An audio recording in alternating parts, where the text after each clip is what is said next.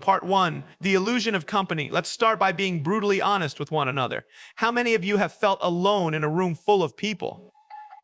How many of you have looked at your phone, scrolling through a feed of people living their lives, and felt a pit in your stomach because you felt like you were being left behind? We are taught from a young age that success is a group project.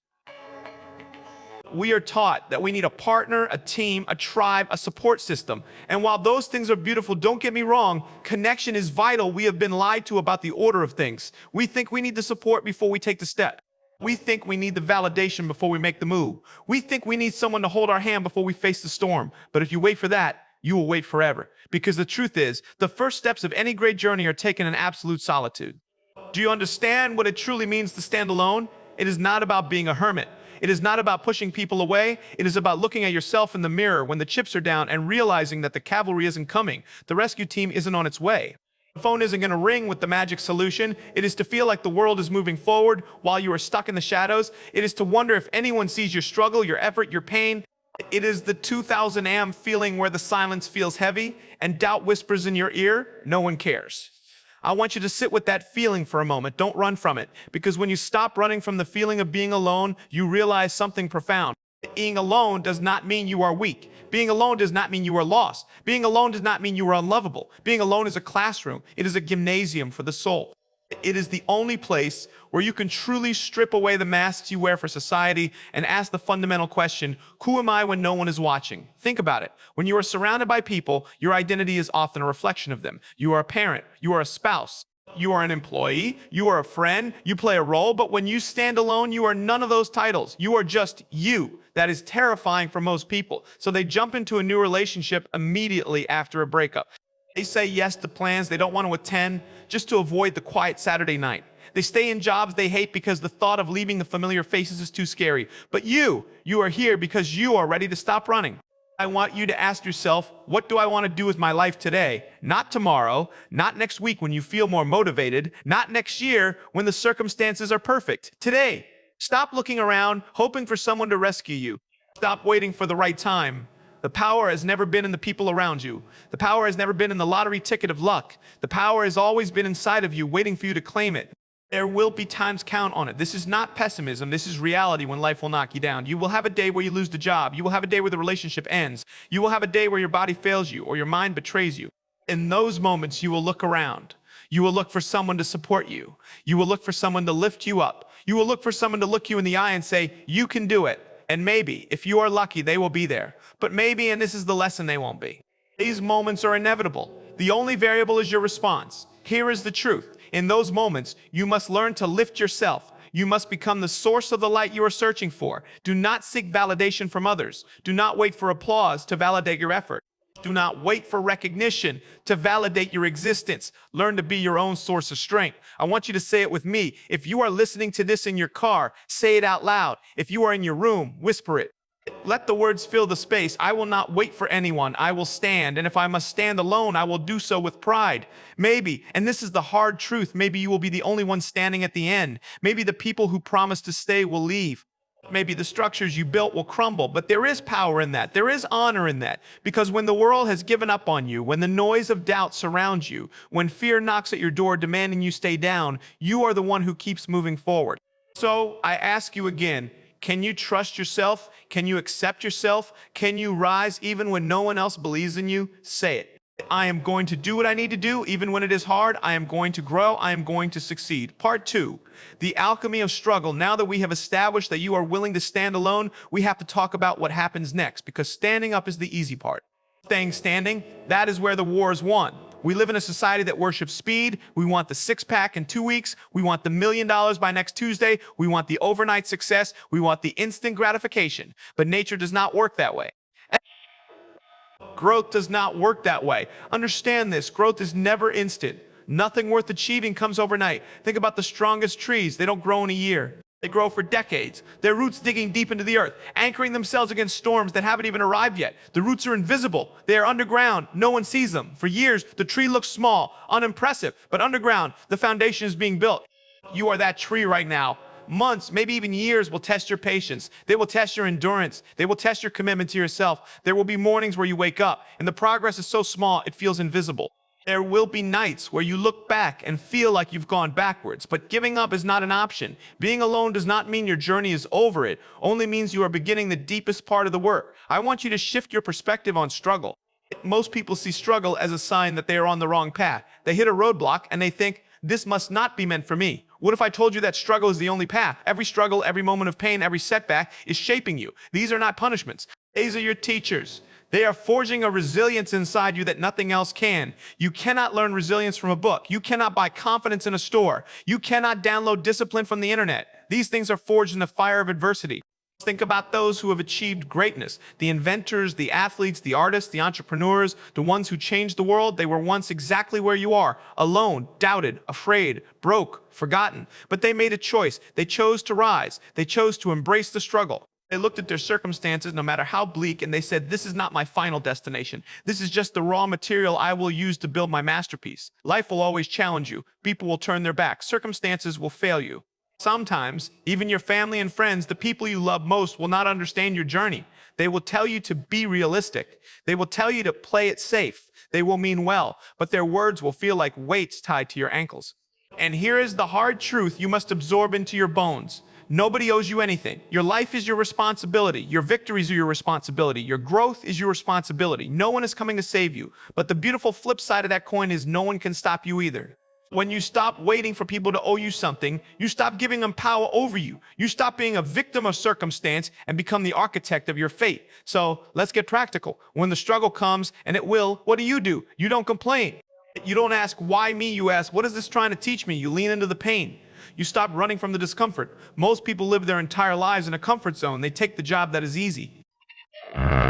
They stay in the relationship that is fine. They eat the food that tastes good but destroys their energy. They avoid the hard conversations. They avoid the early mornings. They avoid the hard work. And then they wonder why they feel empty. They wonder why they feel weak. Strength is built at the edge of your comfort zone. If you want to be strong, you must spend time in the place that makes you uncomfortable. You must do the thing you fear. You must speak when you are afraid to speak. You must act when you are afraid to move. It is how you build a life that doesn't crumble when the wind blows. Part 3, the champion mindset, 90% mental. We have established the loneliness of the path. We have established the necessity of the struggle. Now, let's talk about the engine that drives it all, your mindset.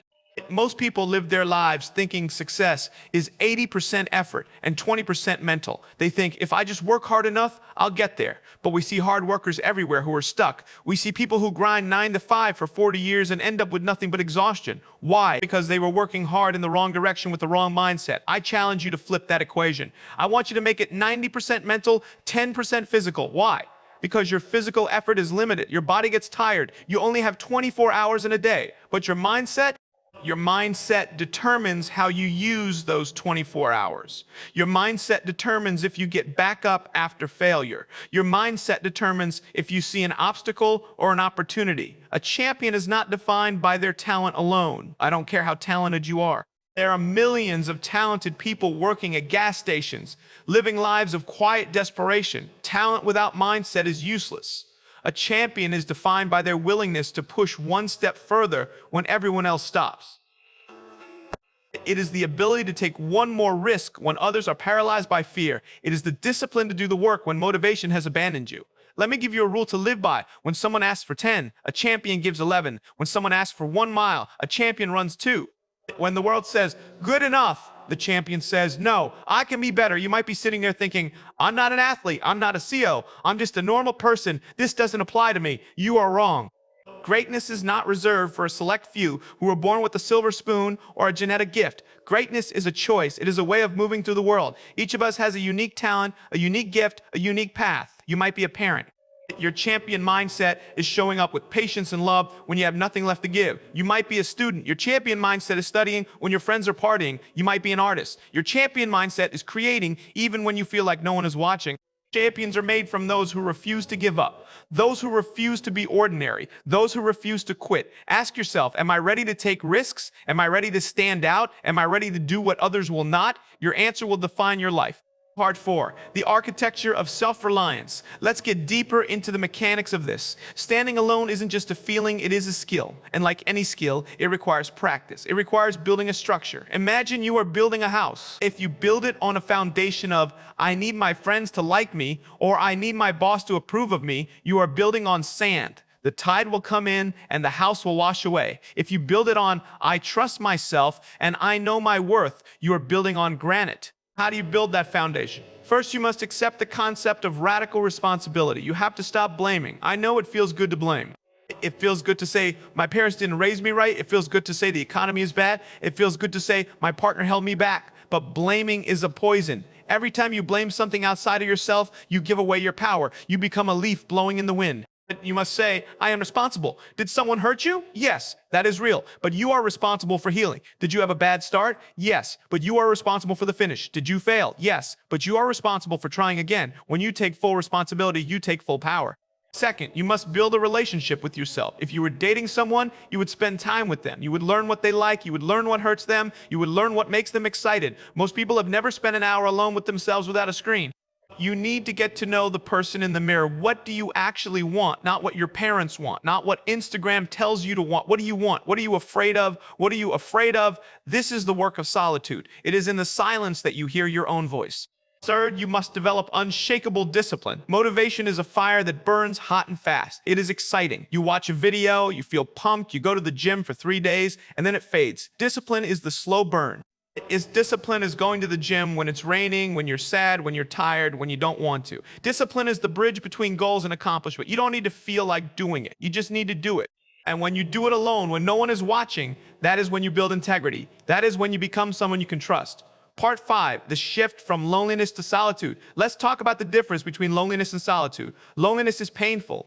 It is the feeling of being disconnected. It is the longing for something that isn't there. Solitude is powerful. It is the state of being comfortable with yourself. It is the enjoyment of your own company. Your goal is to shift from loneliness to solitude.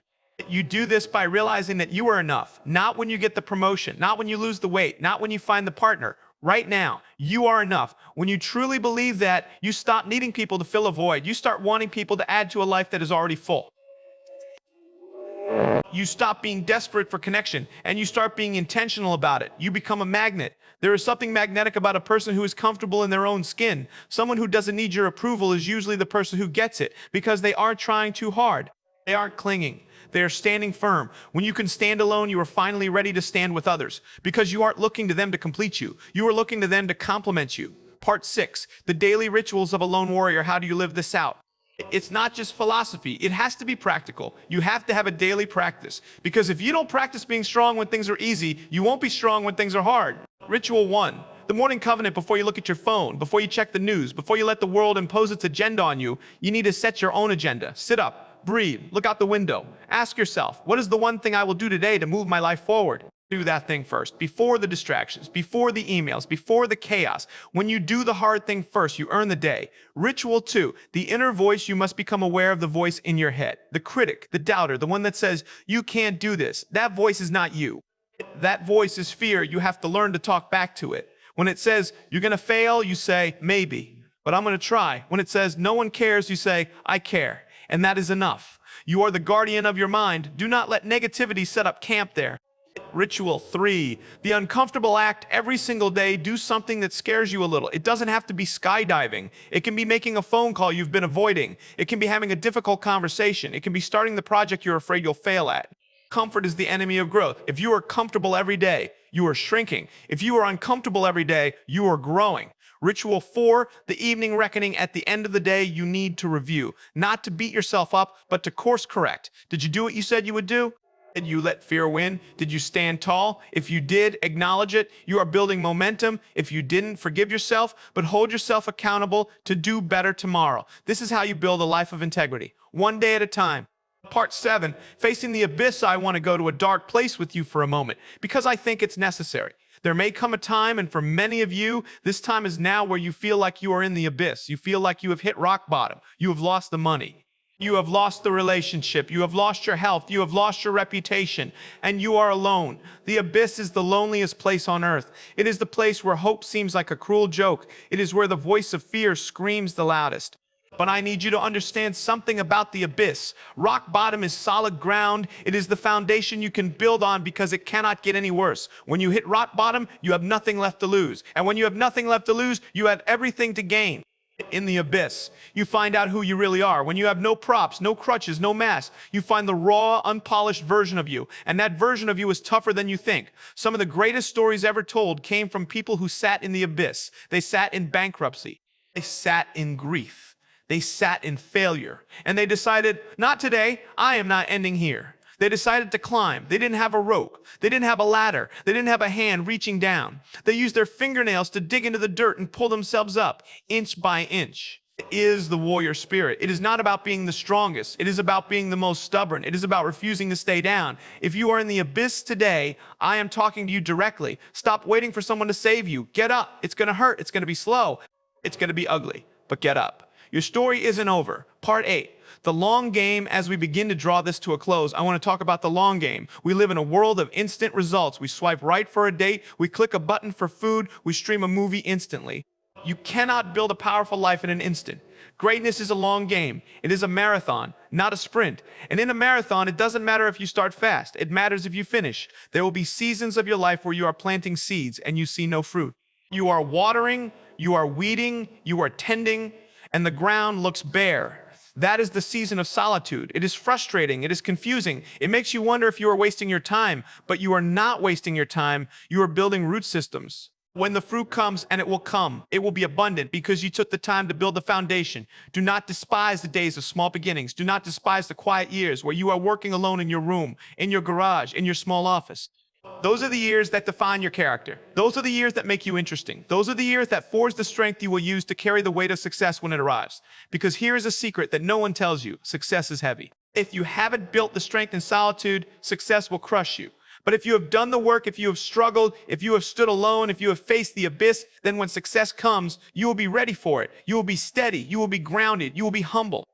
Part 9, the call to action. So where do you go from here? You have listened to these words. You have felt the emotion, but listening is passive. You must become active. I want you to stand up. Right now, if you are able, stand up. I want you to feel your feet on the ground. This is your foundation. I want you to take a deep breath. Fill your lungs with air. This is your life force. And I want you to make a declaration, not to me, not to the world, to yourself. Say this out loud. I am done waiting. I am done blaming. I am done making excuses. I accept that I am alone in this fight, and I am okay with that. I am the architect of my life. I am the source of my strength. I am the creator of my future. I will not quit when it gets hard. I will not stop when I am tired. I will rest, but I will not retreat. I am building a champion mindset. I am doing what others will not do, so I can have what others will not have.